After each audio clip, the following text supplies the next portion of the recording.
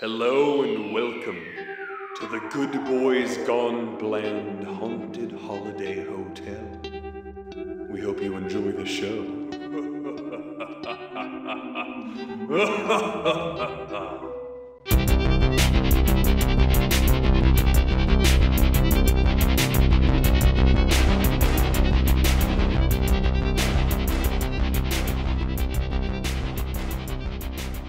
Hello and welcome to Good Boys Gone Bland, Season 4, Episode 7. Today we'll be reviewing Leprechaun 2 from 1994. But first, I'm your co-host, Denali.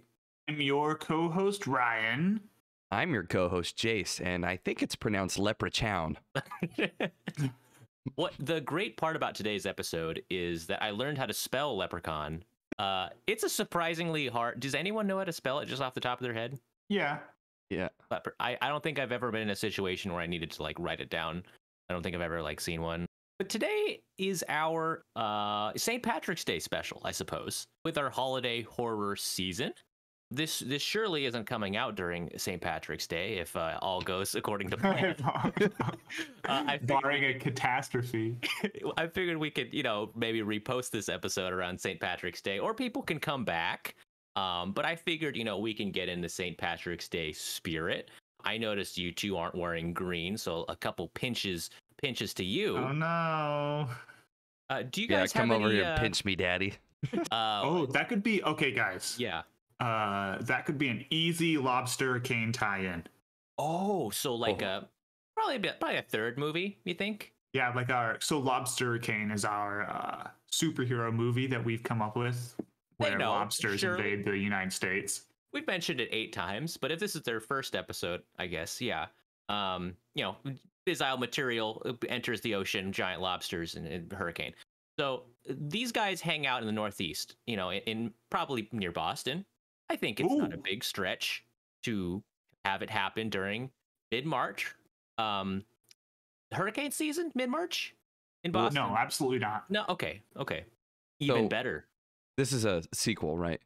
It'd probably be a third movie. Okay. I think. The first one has to be in Florida because Florida man versus Lobster King. First one in Florida, it makes sense. I think we just need to keep it vanilla for the first one. Just have it be about the lobsters. Second one, up the ante. Third one, you add a twist.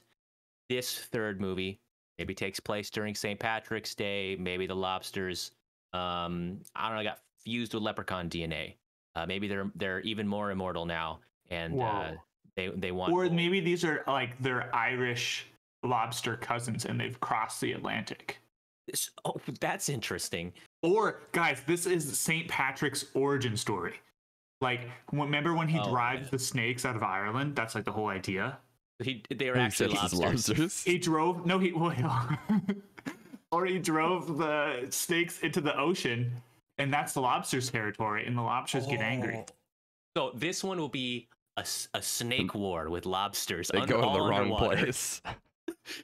We should have a whole in-between movie called The Snake Wars. Actually be a trilogy where it's just lobsters versus snakes. No people at all, dude. It's all just lobsters versus snakes. A long war, and then they lose and they migrate to the US. And then we introduce people in the hurricane. Because we want the lobsters to have a history by the time it's kind of like the Rogue One in the Star Wars thing, where they made 9 movies and then they decided to make the in-between movies. Yeah, because it would be good to have perspective from the lobsters. It'll be a grandpa, and he's like, "You don't remember the snake wars while we're here." And there's young lobsters who aren't sure why they should fight. Disgruntled lobsters looking for a new home, ready to kill. Yeah, exactly. The stuff writes itself. I'm surprised nobody hasn't done that yet. I'm very surprised that no one's done any of our movie ideas yet. Lobsturicane's been kind of out in the internet for about a year now. No one's picked it up. Now that I'm living in Los Angeles, it's kind of inevitable that I'll be pitching this to someone at some point. So we need to get a script in your hands. We need to get. Yeah, I was going to say we need to get a script. Shit. Okay. I think producers like it when you have about 5 movies in the chamber, 5 sequels, because everyone loves franchises. So we got a St. Patty's Day sequel. I think Space, right? Space is the eventual frontier. I think all franchises with at least 10 movies somehow get to space. Airbud went to space. Leprechaun went to space. Leprechaun went to space. Friday the 13th, they all go to space. Yeah. How do you think they get to space? In what? In our movie? In Lobster, yeah, I know how the Leprechaun gets to space. I don't give a fuck. He's got. An experiment on that ISS, and then it gets hit with cosmic radiation. Ooh. Wait, so you want to redo their origin story in space, not the same like, lobsters going up? Everyone's a new origin story. The lobster in the space station gets hit with cosmic radiation and becomes like titanium, and then just like Alien, it crawls in the vents and everything and snips people. But Ryan, it's not a lobstericane. I wouldn't mind if there was a hurricane happening and then the progenitor lobsters flew in their giant lobster spaceships. Yeah. And then they were like, we left you here millions of years ago. What have you become? That's good. And they take some humans hostage, and the humans get put into like a holding cell in the big lobster mothership. And then they like try to escape, and they have to navigate their way through the lobster ship. And the humans have rubber bands on their hands, but it doesn't really do anything. But the lobsters think it does. See, Jace, I liked your pitch better because I kind of thought the hurricane would be going so hard that it would throw a bunch of lobsters in space. And then it wouldn't be so much as like the lobsters are attacking people, but more like kind of the orbiting space debris of 1 million lobsters. And they're kind of having to like figure out the technical issue. Oh, like Gravity. Kind of like Gravity, but it's lobsters.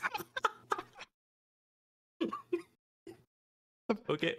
I'm imagining somebody looking out into a telescope into space. Is that a hurricane? It's just lobsters. Is that 1 million lobsters hurtling? Why is it no other form of sea life? Why is it just lobsters? It was the lobstericane. It spun so hard it launched them. And then we got the fifth one. I think we got to bring it back down, literally, and kind of have it more grounded. Like the fifth movie, and then where they get serious again. Sort of like Back to the Future 3. It'll be cowboys versus lobsters. Oh, so you think they kind of like orbited so fast they went back in time? They landed in the middle of the desert. Okay. Why are there cowboys? I mean, there's still cowboys. There's still cowboys? Yeah, there's Wyoming. Yeah. Okay. Well, yeah, I think it would be better if they had like, the old repeater pistols, and they're from the 1800s building the railroad, and then a sea of about 1 million lobsters to, like, re-enter from space, and just start pelting this poor Texas town.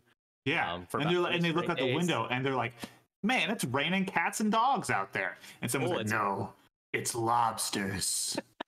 Wait, should we have another 1 day long natural disaster movie where, again, the lobsters are not alive and they're just falling from space and hitting and killing people? And it's just another technical problem. Suffocated. Well, they froze to death as soon as they got to space. And, well, if they flash froze, they might be able to, revive when they heat up in the atmosphere on the way down. Oh, interesting. Wouldn't they just be cooked? It would like hit the ground and would shatter open, and you'd be like, lobster claw. Perfect. Who knew if you perfectly froze lobsters and then dropped them at a specific distance, they'd be perfectly steamed? That's not a good movie, though. Is it? I think, honestly, we're getting there. I think the first one where they were a malevolent force and they were thinking lobsters with a backstory, especially if we're going to do the Snake Wars. But then turning them into flying dead bodies for the last 3 movies. What are we going to do? If they can make like 5 Tremors movies, dude, some involving like, Old West towns, and more like ice worlds, I think we can do it. I think we've got something here with Lobstericane. Audience, if you guys have any more pitches for Lobstericane, I think we can kind of stretch this out. Like, I feel like the budget's not going to be that high. And just to take care of the copyright issue, if you pitch an idea and we end up using it, we'll pay you $10. $10, which will be about twice as much money as we make from the production. Yeah, and to be clear, $10 not from each of us total. Like, we're gonna probably pitch in $3 each. Yeah, we'll do like a contest to see you have to pitch an extra penny. So in the vein, sorry, Jace, go ahead, Jace. I was just I was looking at see if there are any specific apps for script writing. Okay. Oh yeah, there are a lot. So Wait, to generate a script, or you just enter in keywords? No. Well, It'll be like Adam Sandler is a lobster. no, we got to get the ball rolling on Lobster Hurricane. You're passing We could enough seriously people. come up with a script and like just release it to our fans. Maybe too many of our ideas are tied to food or kind of placing things together in a wrong way. No. What was it? What was our other one we had? No. Well, the deli dudes. The deli. Yeah. So, is it too much food? Are we just thinking of foods and funny situations for them to be in? Dude, What's you wrong eat with food that? at least like 3 times a day. Yeah, that's true. Right. Is there anything else that you do 3 times a day? I mean, I pee. Yeah. Well, you probably pee at least. I don't know. I don't know what's a good amount. Why is there more food movies? Why isn't every movie about food, dude? It comes up so much. Some movies don't even mention food. There's some movies where you don't even see him eat, dude. I watched what's the called, The Irishman. Speaking of like the 4-hour Martin Scorsese movie. I don't think I saw anyone eat once. Huh. In the vein of pitching things and kind of thinking on the fly. Mhm. I kind of wanted to kind of build off of that. Like I've been kind of doing a lot of studying now that I'm out here in Los Angeles. What are you studying? Trying to hone our skills. Well, I'll get there, Ryan. I've been told that we are very, very, very enthusiastic about improv, and we talk a lot about how good we are and how we use these tools to kind of help help our brains think faster. We just did this. So I wanted to kind of hone us in a different direction. So I've looked up a couple of improv exercises from teambuilding.com that we can utilize. So we've been using generators, right? It's kind of a crutch. So I figured we can kind of build our skills even more using just some of these quick exercises. I think we need to get good at this. And if I'm going to get a job as an improv coach out here, I think I need to kind of have a practice video to submit. You're going to kind of straight to coach? I think I'm more of a teacher. If you can't do, teach. Yeah, exactly right. And so to kind of show people that I'm really good at teaching people improv, I figured I can show them this recording. Oh, great. So, can't wait to tank it. yeah, so let's keep a positive attitude. And then so I'm gonna give you guys a couple exercises. All right. So can I get 2 volunteers? Jace down in front. Yep. And I just need 1 more volunteer. 1 more volunteer. I'm gonna pick somebody. Okay. You down in front. Sir, you're looking out the window. Hmm? Yeah. You down in front. Do you want to volunteer? Nope. No one's behind you. You're pointing. You're pointing other. Come on. Let's. He's a little shy, guys. Let's give him a round of applause. Come on. Let's get him up here. Yeah. Come on up. All right. He's on stage. All right. Perfect. Both you guys, thank you for volunteering. So the first exercise is questions only. This is going to be an easy one, okay? So I'm going to give you guys a scenario, and you're going to act out this scenario by only asking questions. You can't say anything except questions. So I'll hit you guys with a prompt, and then you guys are going to have to act out this prompt. It doesn't have to be forever.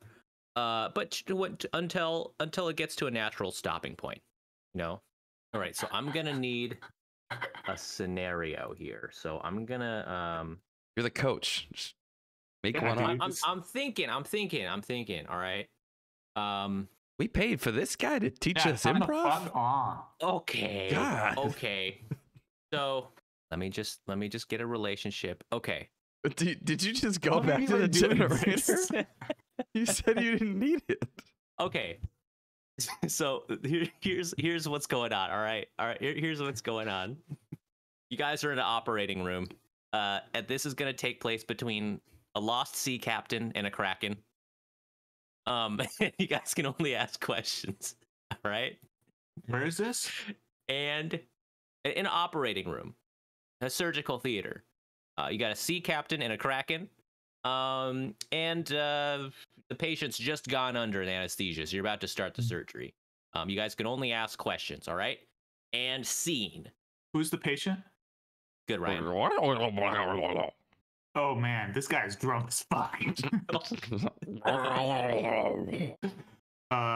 Where's that wasn't a question, Ryan. You can't do that. Do Krakens speak English?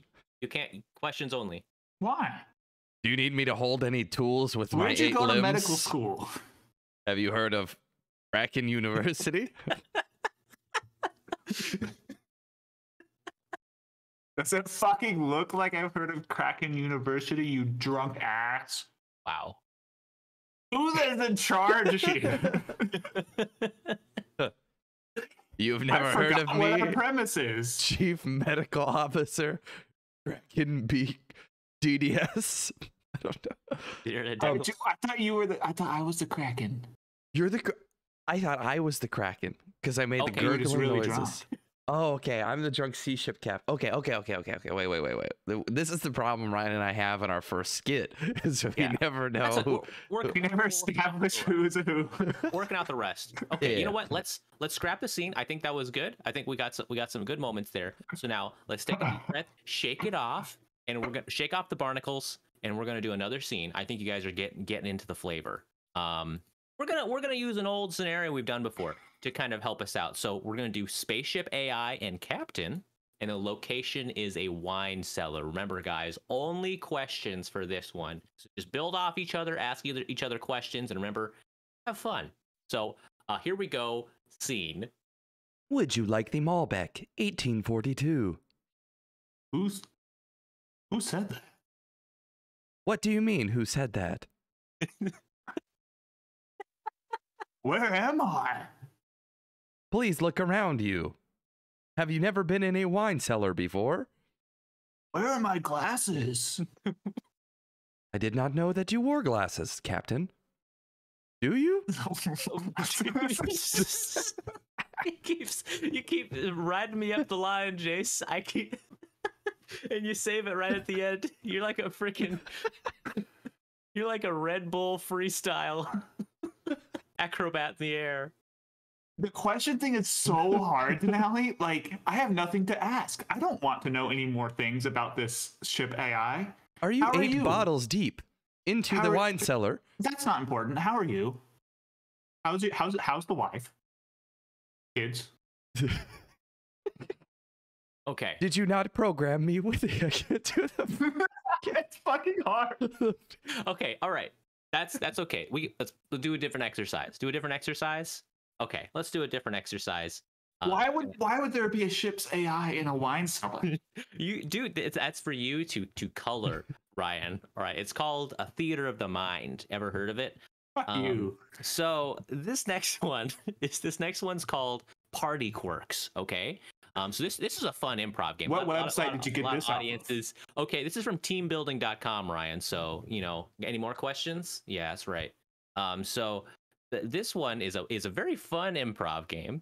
And so each actor, meaning you and Jace, receive a strange party quirk to act out. And at the end of the scene, you each need to guess who the other person is. So I'm going to privately message each of you to tell you who you are. Okay. And throughout your conversation, you're going to have to kind of like give hints. If the other person guesses who you are, that's a good thing for you. It means you've you both win, I guess. So Just text us. Yeah, maybe I'll text you guys. Would that be easier? Yeah. Okay, I'll text you guys a prompt. And then maybe I'll have you guys take off your headphones and I'll just say what it is to the audience. That way they know what you guys are trying to act out, and we'll do it that way. Okay. So I'll let you know when to do this. Jace, I'm going to text you first, and then I'm going to send Ryan his. Okay, and then can you, now that you've sent me this, and when you can you re-explain what my goal is? So you're gonna act like the person I sent you, and Ryan's gonna have to like figure out kind of what your deal is or what your prompt was. And I want him to figure it out. Yeah, you want him to figure it out, but you can make it as subtle or as obvious as you want. So take off your headphones real quick. I'm gonna say to the audience what I gave each of you. All right, you guys can't hear. You guys can't hear. Okay, great. So I gave Jace the prompt. You suspect that your new boss is secretly a vampire. I gave Ryan the prompt if Willy Wonka ran a factory full of healthy foods. So I'm going to make each of them guess what we're doing here. Alrighty, guys, you have the prompts in your minds. You're going to act this out. You can't explicitly say what you are, but you're going to have to make the other person guess. Like I said, have fun with it. Remember, the first rule of improv is yes, and you guys got this. You're all warmed up. So I'll let you guys go ahead and start. Is there a setting? There's a setting. You guys are at a party together. You guys made it a party. Yeah. Hey, did you drive here? I did. Yeah. Is it the Hummer? It could be. Very well could be. You don't remember? The one. If you don't remember like what car you drove, you probably should not be driving. Yeah. I've got a lot of things going on. Did it have a string of cloves of garlic on the on the back? No. That wasn't my car. Oh. Yeah. Oh, what are you, like Van Helsing? It might have to be.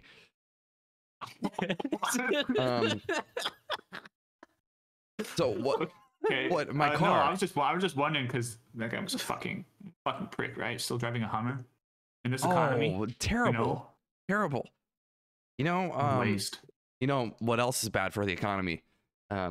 Mythological creatures that suck blood. Yeah. Yeah. Totally. Yeah, they really drain the life out of it. They do. Yeah, I was at Whole Foods the other day. Okay. And this fucking prick was trying to park in the handicap spot. In a Hummer? And, actually, no. It was one of those stretch limos that's, like, painted like a cheetah. They parked horizontally through it? Yeah, 2 of them. And I go inside, and this dude... So it goes to Whole Foods, right? Mm-hmm. And he just buys like every single head of Bib lettuce that they have. And dude, like not only is that like 40 gallons of Bib lettuce, but also I was literally specifically there for Bib lettuce. And he took it all. He took it every yeah. They that's fucking insane. Did you get a different type of lettuce? I also noticed they were out of garlic. Yeah, I've been buying a lot of garlic. Yeah. There was a positional change above me at work, and yeah. Was there an accident or something? Yeah, actually, there was. I don't know. It just no warning, no 2 weeks. Yeah. My boss just disappeared. Anyway, there's a new guy, and hey, do you have a cross on you at all? No, not religious, man. There's my work. It's kind of unsensitive. I can't be doing that stuff with my work. There's a lot of people from like other cultures that they're not really actually. They didn't even know about the Christianity, the old Christianity thing until we got them over here. Yeah, that's the thing. Mine really isn't for Christianity. I think I need it for protection. Protection. Yeah. Do you want some garlic? No, it's a mess. I use a lot of garlic at work, actually. Yeah. We've got these new products. The thing is like we've recently rebranded. Okay. And like that's one thing is garlic was not really used, and ambivalence. They weren't really used at all in my previous products. But now, like most of our products, sometimes normally they don't have a lot of flavor. But now, like garlic is one of the healthier things that has like a distinctive flavor. So we use quite a bit of it. But I don't have any on. I can't get the stench out of my clothes. I just get That's good. That's a good thing. Wait, you smell like garlic right now?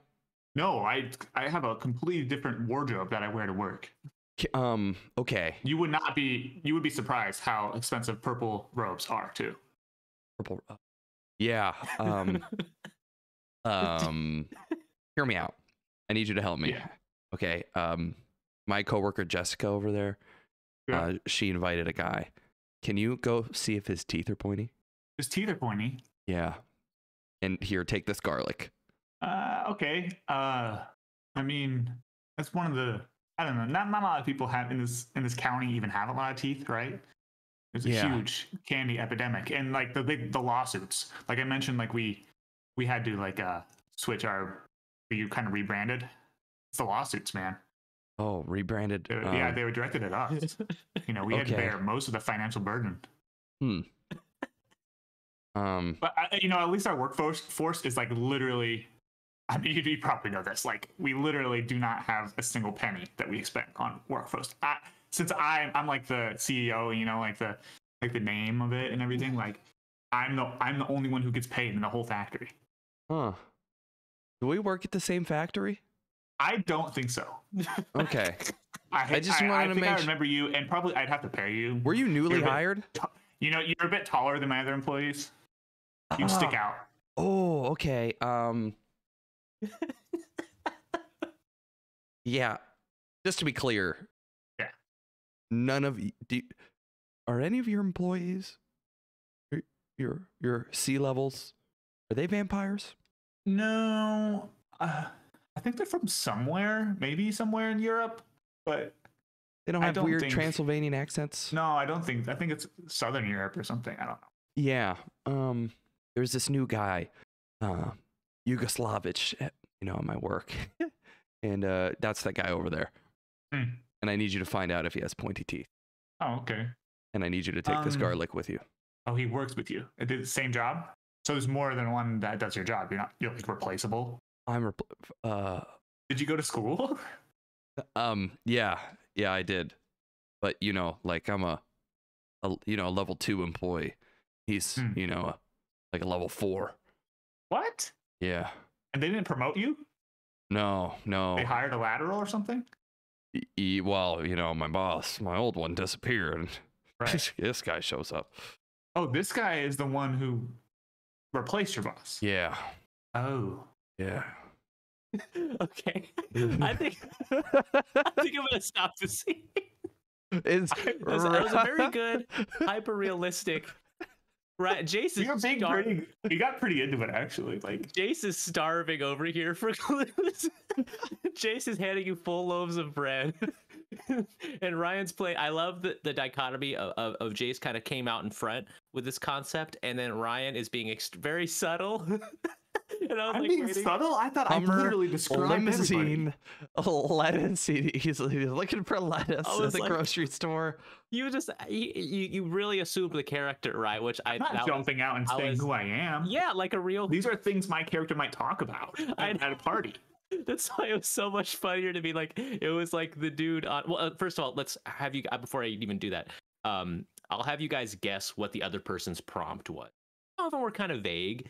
So, you know, you don't have to be super specific if you don't want to. So, Ryan, can you guess what Jace's prompt was? I can't guess specifically, but my most specific guess would be like an intern at a vampire hunting company. Okay, that's pretty close. Jace, what was your prompt? My prompt was, I suspect my new boss is secretly a vampire. That's pretty close. That's good. Yeah. I was going to say, like, and he thinks that there's a double agent. Okay, gotcha. Yeah, Jace was adding some nice layers in there. Jace, can you guess what Ryan's prompt was? I'm going through the list. Yeah. Do I own a Hummer? Guy double parks a limousine. Ryan talks about lettuce.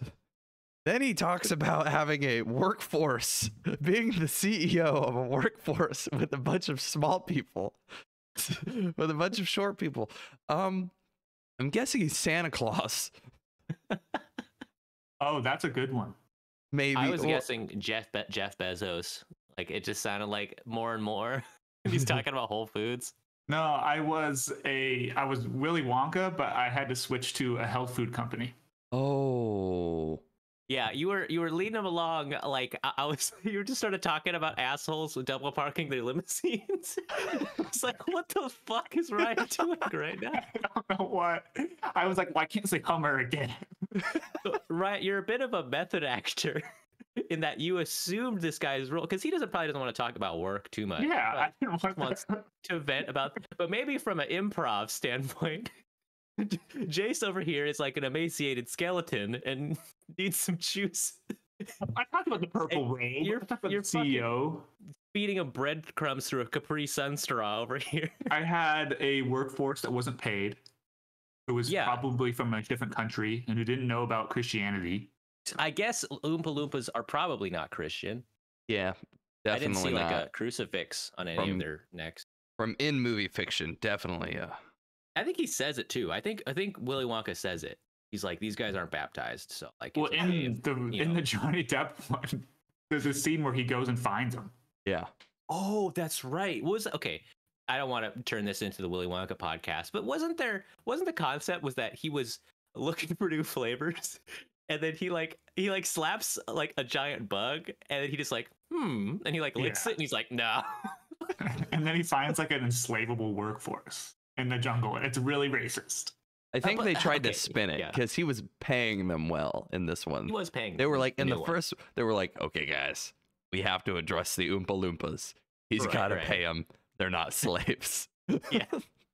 Please. We got to fix that. Like, but just the concept of someone, instead of experimenting with extracts, he would travel to just everywhere, islands, different countries in the far reaches of the world, and just start tasting anything. Dirt, leaves, bugs, fucking branches for candy. He doesn't even try experimenting like maybe the local candy that they make, because there's a lot of different types of candies. Maybe he can kind of adapt. But no, he's literally just, he slapped a bug and he's like, this is probably the rich vein. That was surprisingly fun. Like, that was better than the other ones because like I liked not knowing who he was and just doing me. And so I don't have to tailor my jokes to him. Yeah, so you guys did a good job with this one. I think we got a lot of yucks back there. And now I feel like you guys have improved your improv skills from a different angle. You guys did some cross training. Before you guys were doing a lot of like, and forgive me, Jace, supersetting marathons. And this one, you guys are definitely, supinating those curls. So it's very good. What you guys did back there, and I think you just like be funnier. He's improving workout things because it's like word vomit. And Allie, do you want to go solo, or do you want to just do a scene by myself where I don't know my own prompt? Yeah, and then we have to guess. Okay. So I'll do a. So you guys are just both dudes at a party? Yeah. Okay. So my prompt, and Jason Ryan doesn't know this, and I'm going to edit this. Is that I'm interviewing for a poison food taste tester. Hey, you two. Thanks for meeting me here. I know this is kind of a weird venue, but I like to kind of keep things kind of casual, just to see how you guys are. So we're in a Whole Foods in your day-to-day life. We're just at this party, this house party. Glad you guys can make it. Feel free. You live here? This is your house? Nope. This is just a friend's house that we're all. Thanks for coming by. I know it's kind of weird, especially during nowadays, but we're all good over here. So feel free to grab a drink and just tell me what you think. Yeah. What is it? Is there sugar in it? Well, just grab it and just kind of look at it. Both you guys, I got 2 cups for you. I actually grabbed them for you. I'm gonna hand them over to you guys. And just kind of tell me what you see in your drink. Yeah, but is there sugar in it? That's a good question. Is this gluten free? He's got a terrible gluten thing. You do not want to. Yeah, I can't even do it, man. Shutting this party down if there's gluten in here. That's good that you're keeping that in mind. Yeah. Tell me, what are some things you guys typically ask when someone hands your friend or an employer a drink? What's some general is there sugar in it? The same thing. You? Yeah. Who are you? That's a good one. Oh. What's your name again? Dave. Dave. And what's your name, sir? Dave. His name is Dave. Yeah, I'm pointing at the other guy. Sorry, it's I have a directional disorder. Oh, so my name. Yeah. Yeah, it's also Dave. Both. Yeah. That's gonna be tough. That's gonna be tough for the HR. But we'll HR. We'll work it Why out. we're friends. We don't. You guys applied together. That's cool. So run me through your process, guys. How are you guys gonna what are you guys gonna do with those drinks I just gave you? I'm not gonna drink it because I'm not gonna drink something a stranger hands me at a party. You should make You're your not own gonna drinks. drink it. If you tell me if there's sugar or gluten in it, then I think I could drink it. Don't But drink anything. yeah. So I'm just gonna nod my head. All right. And what are you gonna do now? I'm gonna walk away, I think. Hey, Okay. Dave. Let's try this. Let's try this. Can I you have guys- his if he leaves? Yeah, you can, man. I like that. I like what you did there. I can Other watch Dave. him. Okay. I'll watch your back, buddy. Got 2 cups now. Before you drink that, the life insurance policy of this position is not great. Okay, it's not great at all. Okay, there's a lot of turnover. Okay. So just before you drink anything, are you? Okay. Before that hits, other Dave, one of the white shirt, you're hired. Okay. Is And, there gluten that'll- in here? Can you guys guess what I was? You were someone trying to interview 2 people but kill one of them? Jace. That's My I think you prompt were an was assassin, maybe. interviews for a poison food taste tester. Was my prompt. Huh. Maybe it would. Why would you maybe- hire me? Well, it's because Jace died, and you're the only other candidate left. Oh, see, I think you would have been interviewing for the company, so you had to taste test it, but you outsourced your job to me, and I died. That's right. Oh, okay. Well, we have fun with it, guys. I think that was funny. Congratulations. I think you guys. I'll maybe sit on this recording, and we'll maybe do another one that I'll send out for my coach applications. So this week we did watch something. Watch the movie. We watched a gosh darn movie, Leprechaun 2, of course. We kind of mentioned it last time. You guys haven't seen the first Leprechaun, right? No. Oh. Is that before we kind of launch into our Leprechaun talk, or I guess we can do a little bit now. Have you guys kind of like looked at the Wikipedia page for the Leprechaun film series? Oh. I'm gonna go with an absolutely not. It's a bit of a wild ride, and I don't know if you know what, let's give a synopsis first, just so maybe the audience has an idea, and then I guess we can just go For from number there. 2? Maybe I'm getting ahead of myself. Yeah. So who is the synopsis this? I know we kind of talked about it a little bit. I think it's actually me this time. I goofed. Yeah. I had a black Well- eye, maybe I was concussed. Yeah, finally going back to our editing our Halloween episode, we found out where we flipped around our synopsis order. I don't think our audience gives a shit at all. They It's don't give a only us. fuck. It's only us. But now we've got it figured out. So Jace, feel free by all means to take the reins. Okay. So in Leprechaun Dos, we're introduced pretty quickly in the opening scene to the Leprechaun, played by Warwick Davis. And rascally fella. He's chasing a dude who he's made his slave through the woods. And We give some We're not off context. to a good start. I did the what the Is it- context given in the movie, but like okay, it's 1,000 years before 1994. So So it's- 1894. And he's in Ireland, and there's this Irish dude running through the woods who has a collar around his neck. He's trying to run away from the leprechaun, and then the leprechaun is like, "You're my slave, buddy." And the guy's like, "Please, I'll do anything." He's like, "Oh, it's my 1,000th birthday, so I gotta go find a bride." And the dude's like, "Oh, okay. The leprechaun's like, "I'll let you go if I get married."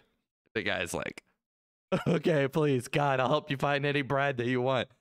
And anyway, the leprechaun's like, "I'm gonna make this lady sneeze 3 times, and then she's legally my wife." And it's like, oh, that's weird. And they go, and they're peeping on this lady, and he's like, "She's gonna be my wife. I'm gonna make her sneeze 3 times." Boom. And then she pulls the sheet down that she's in front of, behind. And the guy's like, "No, it's my daughter. You can't marry her, please. God, no." And the leprechaun gives a little limerick. And he's like, "Whew." And he blows some flowers at her nose. And she sneezes once. She sneezes once. She sneezes twice. She sneezes thrice. But then the dude is like, the only way to break this is like, "God bless you. after the last sneeze. So anyway, the leprechaun's not allowed to marry her, and then the premise of the movie is it's 1,000 years later. He wakes up. Detailed. You really have to set up I asked for more context. Yeah, you gotta set up the lore. Thank you. Keep going. So anyway, after that, it's 1,000 years later. It's his 2000th birthday. He's looking for a bride, and he cursed that initial guy. He said, "In 1,000 years, I'm gonna come back and I'm gonna find a female in your lineage, and I'm gonna marry her, and I'm gonna get the bride that I couldn't have 1,000 years ago." So he wakes up, and then there are some hijinks between the characters Cody and Bridget, who is the long lost or long descended person who's going to be the bride. And they just they scoot around LA, and he does leprechaun shit. I don't know. It's so complicated for the first 10 minutes, and then it's exactly 0% complicated for the rest of the movie. Yeah, it's just a wily, crazy horror movie with some pretty funny murders. Yeah, the leprechaun just murders his way around LA after that point. Mm-hmm. I think he only kills about two to three 5 people, I like, think. Okay. Yeah, Jace, that was a pretty faithful retelling. I think the dialogue and the narration was just as good in the movie at explaining what was happening. We should do an entire episode of Jace just watching a movie and describing what's happening. Have no audio, no video from the actual movie. It's just Jace. Just a live stream of Jace just kind of describe, and then we have to guess what movie it is. The camera is pointed at him. Okay, opening credits. There's a desert. Still a desert. It's going like wah wah wah. It's still going wah. I'll let you guys know when it changes. That guy's fat. So it's either Dune or It's Revenge of the Sith. It is Dune. It is Dune. So Leprechaun 2, of course, is part of the acclaimed Leprechaun series. I don't know if you guys remember growing up, the Sci-Fi Channel. They would play all these movies on St. Patrick's Day. They would play them all back to back. I think there's technically 8 of them. Maybe, but only the first 5 or 6 have Warwick Davis, of course, playing the iconic role. The first 2, this movie we watched was the last theatrical release. After this one bombed. They realized what a massive mistake they were making. They started doing them all direct to DVD or direct to VHS. Leprechaun 3 is actually one of the highest grossing direct to video movies of all time. Interesting. When you look at the ratings, it's kind of interesting. I don't know if you guys saw this, but Leprechaun 1, 27% Rotten Tomatoes, right? Not great. It's got Jennifer Aniston. She's a decent actor. It probably has the most budget. Leprechaun 2, 6%. So we got a huge dive. 6%. 6% on Rotten Tomatoes. Wow. Leprechaun 3 is 0%. So we're as low as we can. Nobody who's ever watched it has liked that movie. We're as low as we can get. But then 4 in space, we're back up to 17. Okay, so now we're on an uptick. I think things are getting a little more creative. Leprechaun in the Hood, 33%. We're at the apex. Back to the Hood, we're back down to 20. It's a roller coaster. Yeah, and rebooted the series. We could do a Leprechaun series or season. And that's what I'm kind of getting to, James. Because Leprechaun Origins has 0, of course. 0. We're back down. But the final entry, the most recent one about 3 years ago, where they rebooted again direct to video, of course. I think YouTube partially made this. Leprechaun Returns, 50%. Wow. On Rotten Tomatoes. What? You're just best entry. How many people have done it? How many people reviewed this one? 10. Thank you for asking. Well, there we go. So, but that's a sample size ain't great. But this statistically is the best movie in the Leprechaun series, I think. Really? It has a 1.2 on Letterboxd. No one knows what that is, Ryan. What is that? So we should. I only know audience scores. When you read kind of about Leprechaun, the Wikipedia page I think is clearly written by someone who's frustrated. It'll say It is not clear if the Leprechaun is the same as in the first film, or that all of the other films are just, it's a new Leprechaun every time.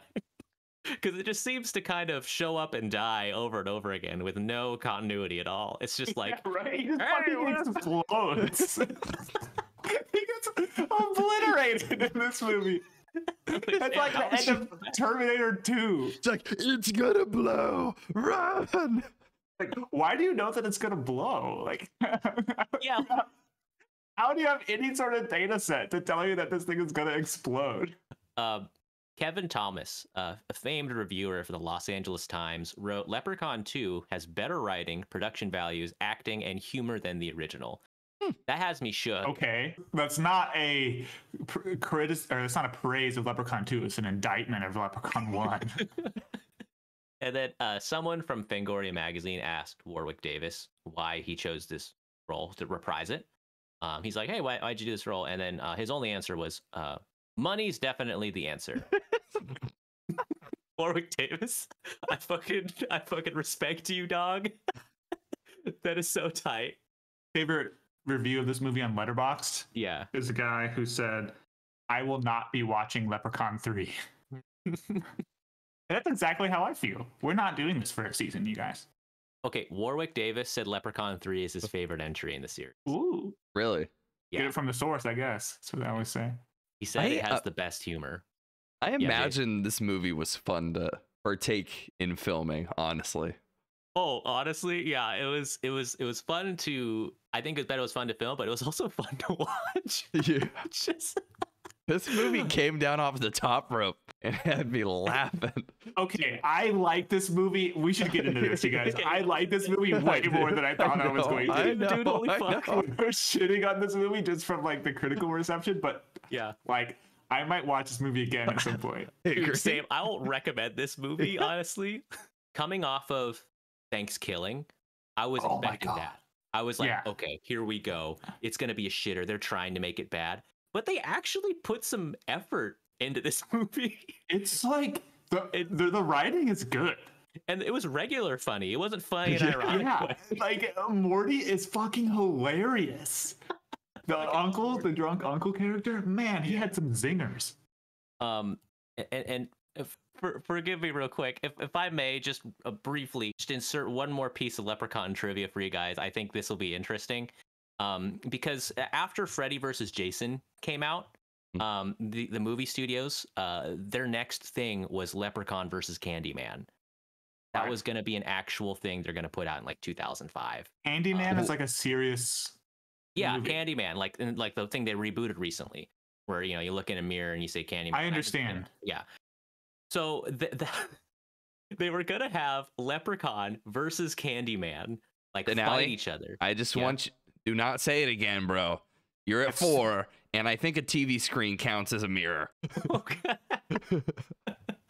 And I guess the actor who originally played villain, you can say man candy. That's allowed. Candy means something else. It actually reverses it. You'll go back down to 3. I think he'll just come out just because I said that. Jesus Christ. I know it was 2, but come on. I gotta kill you now, man. I gotta. He actually refused to do it. It was actually he was the holdup on there, and he was just like, I refuse to shit on the role by doing that. And honestly, probably a good call. Yeah. So yeah, like this movie from the get-go. Seeing Warwick Davis, first of all, pretty good makeup and costume. I was pretty surprised. And he says all of his lines in rhymes like it's a limerick. And I was like, oh shit, I think this is gonna be fun. It's sometimes you can almost tell like they didn't really give him a rhyme, and he's like, Yeah, he just kind of stops the rhyme. I was like, oh, that wasn't. You put a weird emphasis on that last one, but you just kind of you didn't really.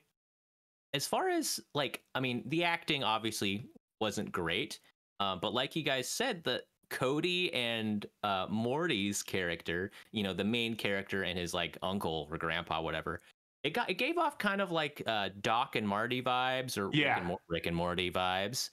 Yeah, Morty was hilarious. He was this old drunk like scammer who worked on Hollywood Boulevard and would scam people into going on this like fake tour that was called like the Dark Side Tour, and they would tour like the homes of people who are dead or dying. They're like, he's still alive. Get the fuck out of here. Get the fuck out of my.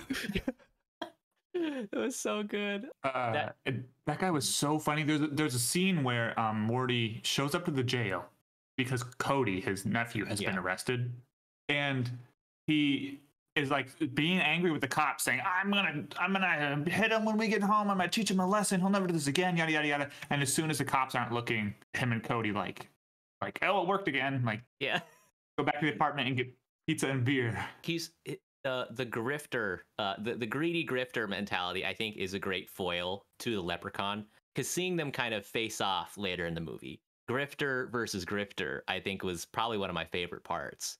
There was like some serious body horror going on in this movie. Yeah.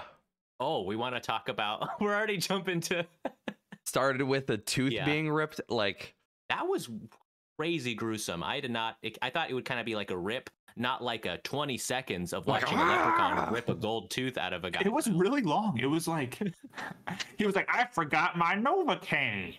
So is he staying up to date on medical science for the last 1,000 years? Yeah, like that's exactly what went through my brain. It's like, he knows what Novocaine is? He's like, oh, God. Like blended whiskey. So he's staying in that tree. I'm assuming he's sleeping. Or is he just kind of writing in his notes kind of what's going on? I think so, because like he seemed really excited that it had been 1,000 years. But the premise of this movie is that 1,000 years ago, his plans to get married, because you turn the age of majority in Leprechaun society when you turn 1,000, apparently. Yeah. So he had to wait another 1,000 years before he could get married again. And he hops out the tree, which is where he lives, and immediately just starts murdering. Like, immediately. Yeah, understandable. And loves gold. Why? What did he do in the 1,000 years? Does he only go murdering when he can find a bride? But that's not true, because in the beginning of the movie, he's out doing normal murdering stuff before the 1,000 years. Yeah, I'm thinking he is still murdering in between. He seems wicked excited about it, and he's pretty good at it, if I may say. Did you notice that? Writing rhymes. Maybe did you notice that the tree was a gift? Right, to Harry Houdini. To America? I thought he was was he trapped in there? He kind of came out really easily. I feel like maybe that's why there's so many unrelated sequels, where it's just kind of him going out and killing, which makes me sort of think this might be the last movie in the series chronologically. Because he, not to spoil anything, he just fucking explodes, like we said. So, and there's no indication that anything will happen afterwards at all. So I think the 4, 5, 6, 7, 8 is all before this movie chronologically. He's like, that's when he just goes and murders. Yeah, because I mean, he goes to space. He goes in the hood, as it says twice. And then the other ones are prequels where it takes place in like old, Celtic times, like thousands of years ago. So I think it would be in canon. Because what happens to the other movies? He gets trapped, turns into stone, all this other shit. I don't know. Because the intro to Leprechaun 3, I believe, is that he gets unfrozen as a statue. So that didn't happen after 2. Unless there was a guy with like a cement thing, like gluing them back together at the end. I wish that they would have kept the gift thing in there. Because like in this one, he's in a tree, and the way he gets to America is presumably that Ireland, somebody, or maybe it's just him, Ireland like mails the entire tree as a gift to Harry Houdini, and they put it in Harry Houdini's yard, and the leprechaun comes out of it. I'm not joking. And that's the premise, guys. Then in the other movies, when he goes to space, do they like mail the tree to space? I think there's a storm, and the storm blows so hard the tree goes into space. Oh, yeah. I haven't seen it, and I probably will at this point. I went in being like, let's get this over with, and I'll never see any of these movies ever again. And I'm tracking down Leprechaun 1. I'm tracking down all of them, guys. I'm gonna pitch Leprechaun for Stay at the Podcast. We're gonna go through this highly offensive, fucked up series. I'm imagining that in vain with what you said, the like director for this, like somebody was like, do we need to have a plot? And he just takes like a fat rip. He's like, you never directed a direct-to-video, direct-to-VHS movie, have you? We can do whatever the fuck we want. Dude, this movie was so chaotic, and I loved it. There would just be a scene where like, remember the girl sneezes, and then Cody's trying to say, God bless you to save her. And right as he says, God bless you, the phone cord just like rips around his neck out of nowhere. For some reason. Jumps out and just everyone screams. And that scene just made me laugh out loud. It was just some of the wildest shit. And honestly, like seeing something in mid '94, it probably seemed dated at the time, but this movie was so aesthetic for the '90s. Yeah. Styles, the moody music, the scene where he's just like watching TV. And yes, that's what I was about to say. That was so good. There's also a complete lack of like moral lesson to this story because the leprechaun will just kill anybody. It's not even like the other movies where, oh, don't be a promiscuous teen in a lake, right? And you won't get killed. And this, it's like he hops out the tree. There's a homeless dude just chilling. Yeah, and he rips his tooth out, and then he goes down the street, and actually, some guy like treats him like a sideshow act. Yeah, and he rips that guy's finger off. And then there's a guy who just wants the leprechaun out of his coffee shop, and he murders that guy. Wow, that guy deserved it. Let's be real. That guy was kind of. That dude was. Guys who, right? But it doesn't scale. But it doesn't scale like. It does. I think it's just the moral is don't be near a leprechaun ever. I think is the. This leprechaun. We're not going to indict all of them. Oh, of course, yeah. This one, I don't know how many there are, but I'm assuming more than one. They throw some pretty severe, like nasty lore. When he gets his bride to be back, and he's like, "Oh, I'm literally going to have to transmogrify your body so that you can have my leprechaun children." And he's like, he's like, I need to metal. It was fucking sick. He's like, if I don't make your face look like me, they won't suckle at the teat. And it's like, what the fuck? I love how it was like. It was kind of like you sent your message to us, and you're like, "This is kind of toeing the line." And you get like maybe 30 minutes in, and you're like, I'm kind of uncomfortable with how the leprechaun is like treating this person. And then he loses his gold coin, and it's just like off the table. He's like, I don't give a fuck about you. Where's my fucking gold? He just disappears for like 80% of the movie. I'm like, oh, okay, I guess we're just not gonna do that anymore in the movie. That would be a sufficient premise. Yeah, because he loses his one coin to Cody, and it just totally derails. Like, he just goes, like, get the fuck out of my face! What are you doing here? He has a lot of gold, dude. I mean, he's like, just a goddamn quarter. Do you want to go lay down now? And he's like, my coin, okay. I can't deal with you and your neediness right now. And as someone with OCD, I just really relate to that. I was kind of looking into leprechauns a little bit just to see how accurate it is, because I have like a. What are you talking about? So okay, Ryan, I have a mythical creature guide I got at a bookstore in the middle of Washington. Is it the same one that Morty had? Yeah. I don't know why he had that either, but it was written in like 1975. It has like illustrations and stuff to kind of talk about leprechauns. I also did research online, and I guess William Butler Yeats. William Butt Yeats. He wrote most of the leprechaun lore. It sounds like it was obviously an old Celtic mythological creature, but like he kind of fleshed out I think a lot of the rules, right? Like if you catch one, you get 3 wishes. I did not know that was a lore thing about. That's like the only thing I knew about them. Is that you'll get wishes if you catch them? Yeah, and there's gold involved or something. Or I thought it was like maybe if you go to the end of the rainbow, you find gold, and then if you are willing to give it back, he'll trade it for you for 3 wishes. Yeah, that Morty knew a wicked lot about leprechauns. Like the Morty leprechaun drink off, I think was a lot of fun too, where he just like goads the leprechaun, and then the leprechaun just is like insecure in front of these mortals, and he's like, oh, I'll be pressured into drinking. and they just kind of trick him, and it works, which makes me wonder about its level of vulnerability, right? Because he gets, he gets drunk, and then there's a couple of times where someone just hits him in the back of the head or drops a bookshelf on him, and he's incapacitated. And he's like stuck under the shelf for a long time. And you can see Warwick like squirming around under there.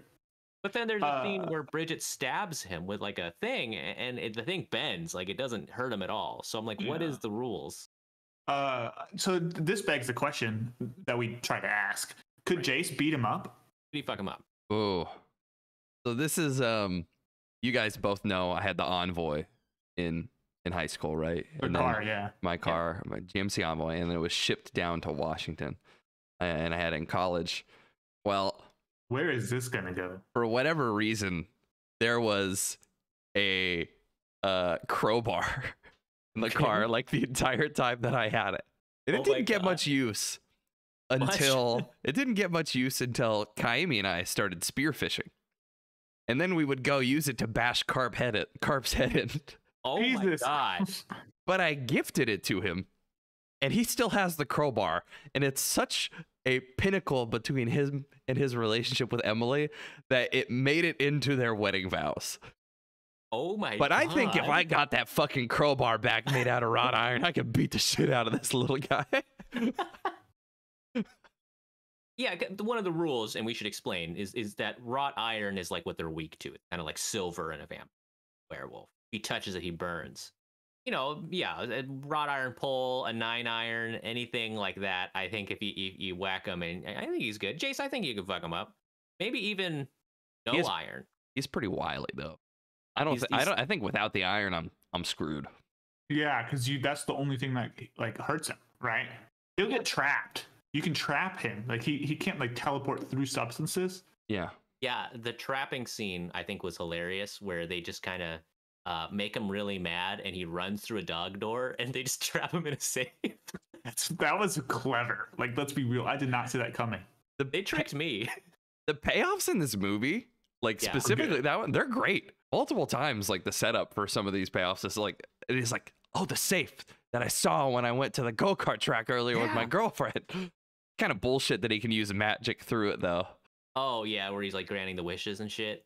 Also, like, why, this kind of gets me towards the end of the movie, is like they are shockingly unaffected by all the murders they witnessed. Just chilling. Like his uncle brutally died in front of him. They watched that guy who owned the safe. One of the characters did. They saw his face get ripped off, and we can talk about our favorite deaths later. And at the end of the movie, we said that already. They stabbed the leprechaun with a wrought iron. There's a hilariously awkward fight between him and a skeleton. And then that takes so long. How long was that? It's like multi-part. He defeats the skeleton like 3 times in like a boss fight in Final Fantasy game. It just keeps evolving. Have you ever seen someone just punch a school skeleton in the face? Because that's just what happened. It was so lame. He just hits it. He just kind of, and the skeleton just goes, ah, and some guy into a microphone goes, ah. But the leprechaun explodes, and they walk out together, and they're like kind of skipping, and they're super happy, and they kiss. And they're not really affected at all. Like, wow, that was traumatic. Wow, I got imprisoned by a leprechaun. And then she's like, hey, you want to keep that coin? He's like, nah, it's not worth it. He flicks it behind him, and I'm like, oh shit, here we go, sequel. And it just rolls credits. And I was like, oh. He flicks it behind him, and then the police are like, freeze, murderer. Yeah, you're still wanted for murder, dog. That was a whole nother thing, too, because people were tracking down Cody because they thought he was like a serial killer. They got rid of all the evidence. They needed that leprechaun head. Can we talk about the go-kart scene? Yeah. Yeah, the go-kart death. Yeah, set design. Go-kart. That was like metal. That was like Mad Max go-kart for the leprechaun. And it said, I want me gold on the side of it. That's pretty badass. That cop, and I guess we can talk about our favorite kills. I feel like he could be fine. Like, he's not fine. A go-kart though, like running a guy over, it just didn't seem like an RC car hitting him. Like it would hurt. Like, it had spikes and like skulls on the front, dude. Okay, chances are low, but compared to the guy who had a literal pot of gold teleport inside of him, yeah, Yeah, apparate. So with that death, that security guard, it's like the rest of these, they were like, let's make it really fucking brutal. And somebody at some point was like, you want me to throw some blood on the bodyguard or something? The director was like, no. That looks great. Lay on the ground. That's it? They were randomly, sometimes they're like, oh shit, yeah, this is a horror movie. Let's throw in just a fucking gruesome ass death in here just to remind people this isn't a PG-13 comedy. Yeah, we have this coffee shop rented for 30 more minutes. Can we come up with a kill really quickly? What else is that guy in? Was that guy in Mad TV? The coffee shop guy? Yeah. He was pretty funny. Like his acting was pretty funny. He's a character actor.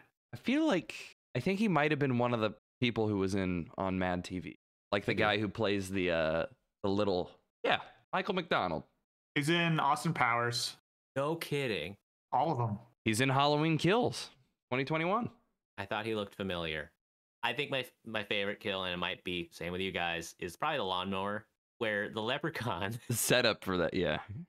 A lawnmower? Yeah, the lawnmower kill with the two blades. The booby lawnmower kill. Oh, I thought that was just a big fan. Yeah, it was a lawnmower. It was a riding lawnmower flipped upside down. Because oh, that's what it was. Yeah. I thought they just had this industrial meat grinder. He could have been. He could have just teleported that in. But the scene where he just the leprechaun makes this creepy guy he kind of Wile E. Coyotes him into coming over, and then he thinks he's in front of this woman, and you kind of just see this different perspective of these huge lawnmower blades spinning, and he just puts his face straight into it. And I was like, holy shit. It was an interesting kill, right? Because that's not even how. I wonder if the leprechaun's like, oh shit, I did not expect him to do that. This kid went right for the naked woman. He just face first onto the naked, they're standing. Yeah. And he just puts his face onto the naked woman. What he thinks is a naked woman, but it's actually a lawnmower. But that's not really, the leprechaun was probably like, oh, this guy's gonna lose some fingers. I mean, Leprechaun was psyched. He was laughing his ass off. Okay, I feel like the Leprechaun doesn't need to kill in the movie. He hasn't. There's a couple scenes where he could have killed, but he didn't. He ripped the guy's tooth out and also ripped another guy's finger off for the gold. But then he kind of just stopped. He kind of laughed and then didn't finish the job. He let them kind of run away. Gold's mine now. Haha. Bye. Yeah. So the coffee shop guy, who was kind of rude, being kind of ableist, making some jokes that maybe weren't okay. He did wicked kill that guy. Yeah. Stabbed knives into the counter and turned the coffee steamer around to steam his face to death. And that was after about 30-40 minutes of the movie of no kills, and jumping to that, I think was a little bit of a whiplash. Very jarring. I was like, oh, we're doing this. But that was probably honestly my favorite kill. The coffee shop kill? Yeah, because he deserved it. And it was that is the worst fucking way I would ever want to die. I think maybe the monkey's paw with the pot of gold in the stomach. Oh yeah, might be worse. Right, and that was when Morty captures the leprechaun and just says, instead of $1 billion, I'm gonna wish for your pot of gold, which I feel like's not really stupid. Now you have to go sell that gold. Yeah, and fuck, it's probably not worth $1 billion. And vindictive. Of course, the leprechaun's gonna mess you up. You're asking for the thing he loves more than anything else. Yeah, he's not gonna care about U.S. currency. That was If you just said, "I'll let you free." Honestly, Ryan, you're someone I would want near me if I got wishes from something like Leprechaun, because you're a lawyer. You kind of have to think. I'm assuming in your job, think about analytically about what you're saying and what people are saying. Very precisely worded, yeah. Yeah, because he should probably say, "I want your pot of gold in front of me, above the ground, not near me at all, and I want to be unharmed when it gets to me, and always be unharmed." You just kind of have to say a one run-on sentence that goes on for about 4 or 5 minutes. What would you guys wish for? You got a leprechaun like that. Trapped. You guys have a wish? Don't even think about it. Just off the cuff. Just what you want quickly. You have 3 seconds. I want that go-kart. I'm gonna be honest. Want the go-kart? Again, you're gonna get the go-kart inside you, Jace. He's gonna want to put something inside. If I have 30 seconds to come up with a wish. What if you said you wanted his go-kart that he made earlier, and he's like, "Oh, thanks. I thought it was pretty cool too." Maybe he would be psyched because he thought of all the aesthetics. No, I'm gonna ask for another one. like a separate one, A separate wish? like a separate go-kart. Don't ask for his. Oh, one that looks like his. Yeah. What if you wish that you guys can be bros? Ooh. Yeah, I wish that we could be friends, man. He's That like, you guys can just. he's like, have- I wish for your leprechaun hole to be totally like renovated. Do you think you'll kind of like double back and kind of be taken aback by that? Yeah. He'd probably give you a real wish after that. fuck, man. Everybody always takes some wishes for themselves. Nobody's ever thought of me before. Everyone always says, "Where is the leprechaun?" But no one ever asks, "How is the leprechaun?" I think we cracked this thing wide open. guys. Yeah.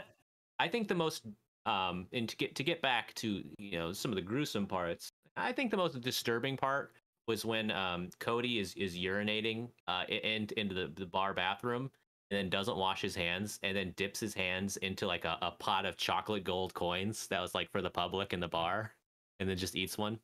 I think that was the grossest part of the movie. Yeah, we have to critically reevaluate movies after the pandemic. Yep. Well, just in general, not after the pandemic. Wash your fucking hands. Oh my lord. There's some people who literally don't want to wash their hands because they think like sissies wash their hands. Okay, that when they dunked Morty's head into the sink, Ew.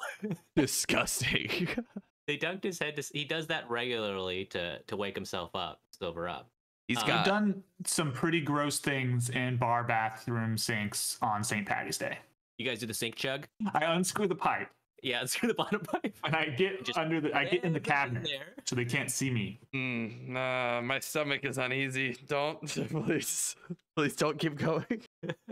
I was actually talking to Amber about this, like how often guys don't wash their hands in bathrooms, because I think it's a weirdly large. See it all the time. Literally, I think about a quarter of guys don't. Wash. It's disgusting, especially in like airports. Oh yeah.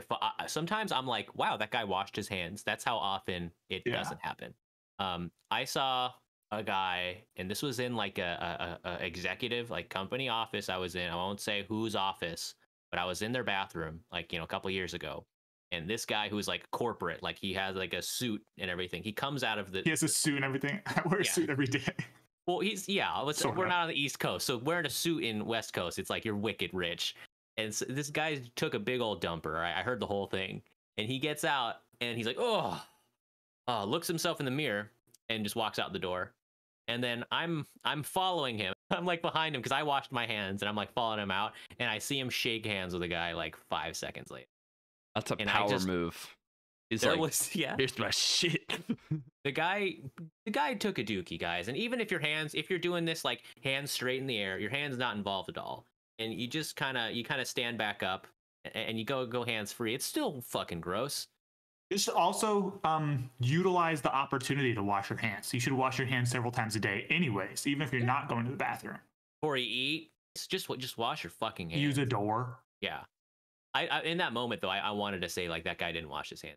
Taking a fat deuce. You feel how dry his hands were after that bathroom? That's not because he was patient enough in front of the blow dryer. It's because there was no wet involved besides the wet of the toilet. Anyways, you guys Jesus fucking.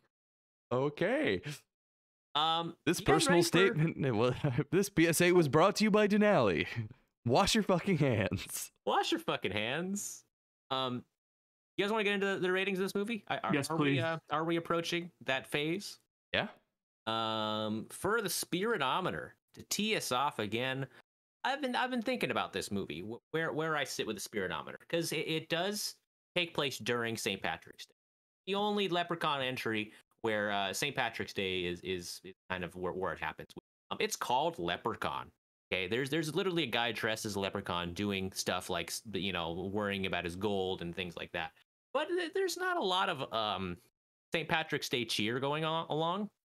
I looked up the origins of St. Patrick's Day, and it's actually like a legit religious holiday celebrating the St. Patrick. He's like the patron saint of Ireland. I don't know a lot about that stuff, so they didn't really get into that. Yeah, they didn't even get into how he banished the snakes, which is a pretty cool part of the story, I think. So there's a scene where they hide from the leprechaun in an Irish-themed bar where everyone's dressed as a leprechaun. That was a bit of a bold move, but that's kind of about the festivities. So I don't think I'm going to rate this very high. I think I've decided. they didn't really get into the holiday that much. I don't think to get into kind of like the St. Patrick's Day cheer. I don't think this maybe is the movie. I would constantly forget that he's like an Irish leprechaun somehow. To me, he just seemed like kind of like this demon that showed up, and I would just kind of remember that he's from Ireland with all the limericks. So I'm gonna give it, I think, a soft 3. I'll give it a 3.5. They did put some Irish stuff in there, but not quite festive enough. Yeah, I'm gonna hard agree. I think I counted 4 St. Patrick's Day references. Yeah, which is blown out of the water by I Know What You Did Last Summer's 10 references to July 4th. So I don't think you can just skate by on this being a Leprechaun movie, because there's apparently 5 other Leprechaun movies that don't take place on this holiday. So I'm going to give it a 2 because it did mention the holiday. But man, there weren't any like St. Patrick's Day kills. Yeah, he didn't like shove a clover in someone's mouth. Did stab with the clover, stab with corned beef. And also, I think technically, right, like the Leprechaun's first birthday, 1,000 years ago, was before St. Patrick. When did St. Patrick do his thing? Oh, that's true, dude. Because St. Patrick was around probably in like medieval time. I mean, before I even go there. Yeah, St. Patrick's Day. Okay, first of all, St. Patrick had to have been around during Christian times at least. So we're already talking before Leprechaun. It marks the death of St. Patrick, and it's saying 385 to 461. It's kind of a range because it was kind of wow. That's way older than I thought. Okay, so he was born then. 1994 was his 2000th birthday. 994 was his... Yeah, he was born 6 he was BC. Born before St. Patty. Okay, so he was born before Christianity and probably converted at some point. Just like Krampus. Yeah. Oh, yeah. I don't know. It didn't come off especially St. Patty's Day. I'm gonna go with 2. Yeah. I think in my bones this feels a bit more holiday themed than I Know What You Did Last Summer or Halloween, which I think I gave both 4s for the Spiritometer. Just because a lot of the screen time was in that bar on St. Patrick's Day.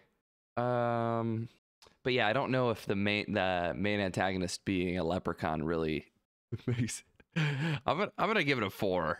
Okay, fine. This is kind of like splitting dog hair movies. It's a tough one because he is a leprechaun. He is. He's a fucking is there ways to make this more St. Patrick's-y? Like Clover Shuriken. He's like, ugh. Oh, that'd be sick. Kill people that disrespect St. Patty's Day. Kill people that don't wear green. Yeah, he doesn't give a fuck all about St. Patrick's Day. He's just like, it's my birthday and I like gold. And I want to make love on my birthday. Wait. Yeah. I want to get married. Yeah. That way he only has to remember one day. It's St. Patty's Day, his birthday, and his wedding night. Oh, shit. That's right. That's it is his birthday on St. Patty's Day. So he's just thinking about his birthday. He's not even thinking about the holiday. Yeah. Man. That brings it down. I'm giving it a 3. I'm bringing it down. Okay. All right. Yeah, you don't have to. You guys know about in Chicago they dyed the river green. Yeah. And it's like really bad. Green. Yeah, and that'd be a good kill. You just kind of drop someone in there. Because I remember my dad said, because he grew up in Chicago in like the 70s, and he was like, dude, that river was so fucking polluted. They would say like if you fell in, you would just be dead as soon as you hit the water. It's just basically acid. We went on the Chicago River tour, and nice. Like all up and down the river, and they talked about how polluted the river used to be. Yeah, I don't think they even needed to dye it. I think they just kind of left it. They would stop trying to dye it their normal color on the one day and just leave it on the regular color. As far as my movie meter goes for this movie, this one is actually pretty dang hard for me to think about because I'm trying to balance how good this movie is, which it's not, to how much I freaking enjoyed myself watching this very bad movie, which is shockingly a lot. I want to strike a good line here. Because I think I'd only recommend this to certain people, but it was entertaining coming off of Thanksgiving again. I was pleasantly surprised. They tried to actually make a movie that was legitimately funny because of the writing and because of how it's made, not because of some like kind of tongue-in-cheek cynical irony. They didn't try to be like shockingly offensive in a way that I was totally taken aback. I was taken aback a little bit, but it wasn't like to the extent of Thanksgiving at all. I think Warwick Davis was really fun in this role. Yeah, he had a good time hamming it up, and I think his lines were really fucking funny. Again, Cody and Morty's interactions were great. And shit, yeah, all the jokes fucking hit for me, man. I'm gonna give this a light 5. Okay, I think that's a good in the middle, because it's not good. Okay, it's cheesy as fuck. It's not gonna win any Oscars. But if you're just looking for a goofy good time, man, hell yeah, watch Leprechaun 2. Any of these movies can be watched independently, from what I read. So just you can just jump right in. A 5. Yeah, I'm not quite so optimistic. I'm gonna go with a 4. I just don't think that I can give a movie that's not good a 5, right? So like, some of them were actually funny, but they didn't put an effort into the plot at all. Maybe the same guy who writes the jokes should maybe write the plot, maybe, because I feel like it was probably 2 different people. It might have been the same guy, and he just wanted to write a bunch of jokes with some thread in between. So yeah, I'm gonna go with a 4. There's nothing for me to say. If you want to watch a movie that has some pretty funny bits, but you don't have to pay attention to it at all, like I think I wasn't even looking in the 15 seconds before the leprechaun fucking obliterated into a million pieces. So yeah, I still liked it. So a 4. I think you could get a lot more out of this movie if you like replaced Cody and Bridget with 2 competent actors. I did not want to rag on Bridget, but Jesus. Like, probably didn't get much direction on how to say her lines, or anybody did. I think like the only person I thought was acting, or the 2 people that I thought were acting well, were Morty and the Leprechaun. My favorite joke in this movie is when Morty's like, "I knew I should have returned that book to the library 5 years ago." It's like, he's always trying to steal things from everybody. I really liked it. I'm gonna give it a 6. I told Brent to watch it. He's watching it right now. Like, I think besides that, besides the piss poor acting and some lulls, which I would expect, this is pleasantly one of my favorite holiday horror movies. Yeah, not bad. I didn't expect that. I thought this would be the worst one we see besides Thanksgiving. Well, let's be real. Yeah, my first note in this whole movie is, holy shit, the acting is so fucking bad. I'm just reading this. So Jay's fair point. Mine is, this is the stupidest thing I've ever heard about the sneezes. The intro scene of this movie clapped. Like it set it up for me to be like, am I gonna give this movie like an 8? Like the dude running through the woods and then like he's levitating him, and I'm like, holy shit. The longest portion of the movie that I had to give a description for made me think that this was going to be an A. I was like, oh. Yeah, and his very realistic beard too, I may add. That was definitely not fake hair. You guys look at the guy's beard, the terrible fucking prosthetic beard the guy had in the beginning. No. It was one of the worst things I've ever seen. I was like, oh my God. But the Leprechaun was like the scariest in, I think, the Morty scene and the scene in the intro. Like, he could levitate people and stuff, and then that's totally gone for the rest of the movie, it seems like. I think he's like a live, like fun kind of. He wants to fuck with you a little bit. He's not like I want to break everybody's neck by levitating him. Yeah, he could have twisted everybody's neck because he did it to the first guy. Could have killed literally everybody at any time. Just like, he's like a predator. He fights at people's level. He's an honorable fighter. Yeah. When Arnold ditches all the tools and the guns and just goes back to mud and sticks, so does the predator. Oh shit! So you're thinking this guy kind of stoops the level, so that's why he entered the drink off against Morty. Yeah, at his level, outgrifted him. That would be a sick crossover. Leprechaun versus Predator. That sounds like the most early 90s shit I've ever heard, and I feel like that was actually pitched at some point. And they settled on Alien. Okay, guys, we got either Alien or Leprechaun to fight off against Predator. We're gonna be just throwing darts. Seriously. And then in the end of Predator 2, when they go into the ship and you see all the artifacts from all the other people and planets that the Predators have visited and taken trophies from, you see like a leprechaun skeleton. Definitely not the pot of gold. Do you think they went to the Leprechaun planet, and you think they actually landed in Ireland in like the year 900, and they think it's like a leprechaun planet? Guys, I have it. Saint Patrick was a predator, and he was hunting the snakes. Oh shit! So you think the Christians in the region saw this dude come down with wicked sick armor and use his shoulder rockets to blow away all the leprechauns that are giving him trouble? Oh, the leprechauns? I thought it was gonna be the actual I thought the snakes were like the allegory for the leprechauns. No, I think the snakes have just so overrun the island that they're the predators and they're eating people. And so the predator comes down and doesn't want to hunt the people because they're already being hunted. He messes the snakes up. Are these snakes fucking huge? In my mind, they're like the movie Anaconda. We've got another crossover coming. I mean, snakes suck, dude. Like, I mean, I wouldn't be psyched if there was a ton in my area. Snakes suck. I wouldn't be psyched if there was like a ton. If a guy got rid of them all, like I without ecological disaster, and I don't think there was. I hope don't treat snakes bad, guys. Are there even snakes? Not anymore. Were there ever snakes? I don't think so.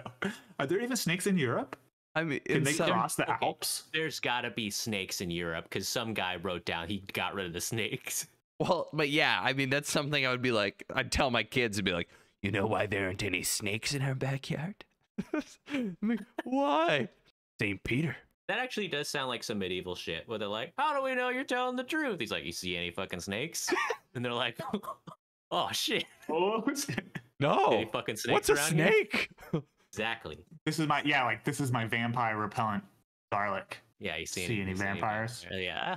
Okay, I want to see the first movie of this because there's a lot of mentions about like this is one of the reviews about how often Lucky Charms are referenced.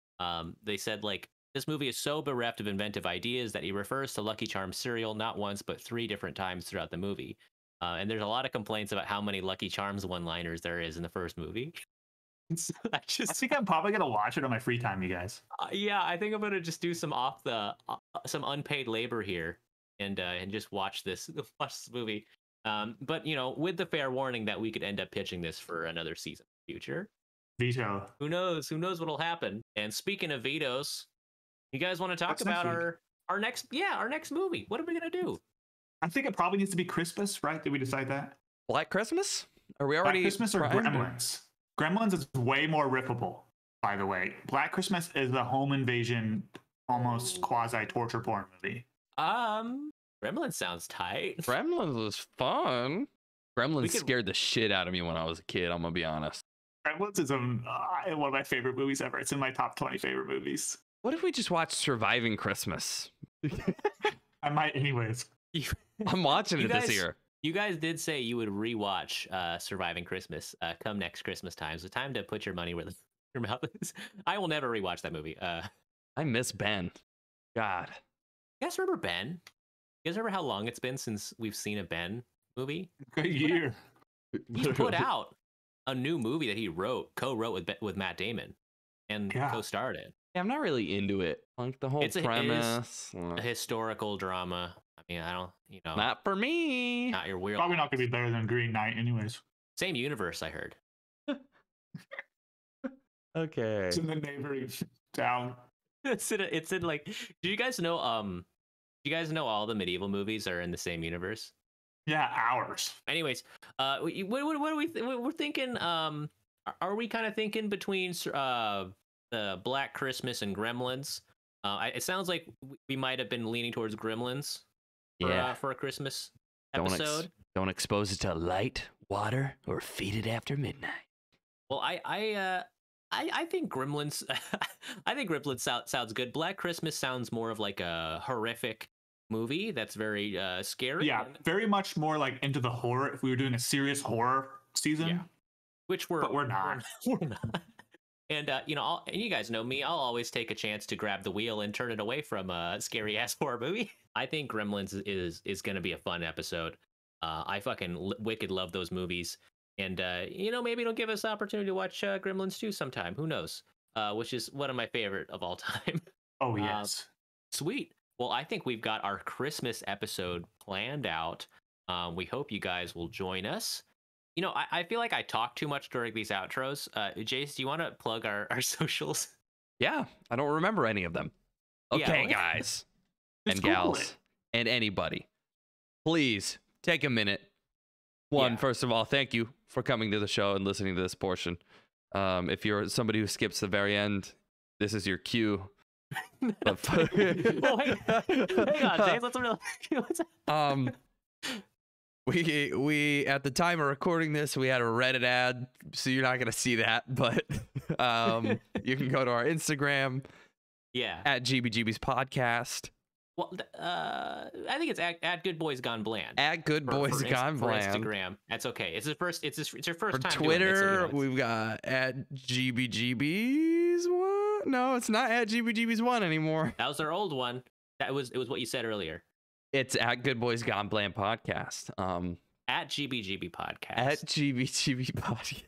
It's okay. You'll get into the role, Jay. See, the job's not easy, is it? You know. You can find our TikTok, which I have looked at. Handle at GBGB's podcast. Yeah, that's a work in progress. I got to get our TikTok off the ground. I'll Gotta learn do all some these TikTok memes. dances.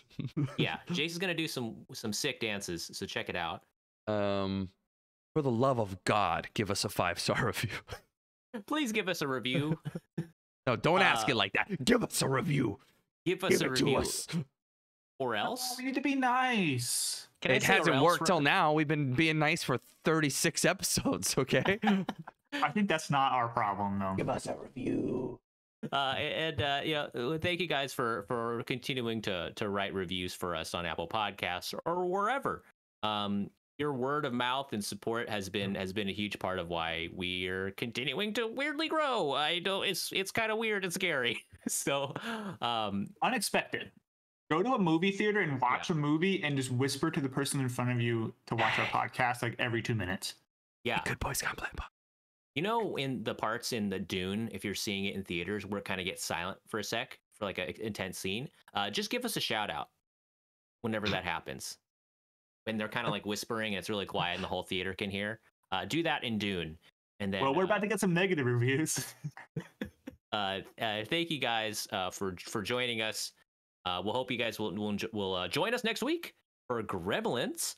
And to sign us off, you guys want to leave our audience with some parting words of advice? Dude, All right. I guess I'll start it off because I think. All right. Never fight Without biscuits that crumble hard on gravy. biscuits that pull hard on gravy. I probably would. I would actually recommend that advice. Don't do that. a legitimate. I think that's our most useful yet. I think we're getting better at this.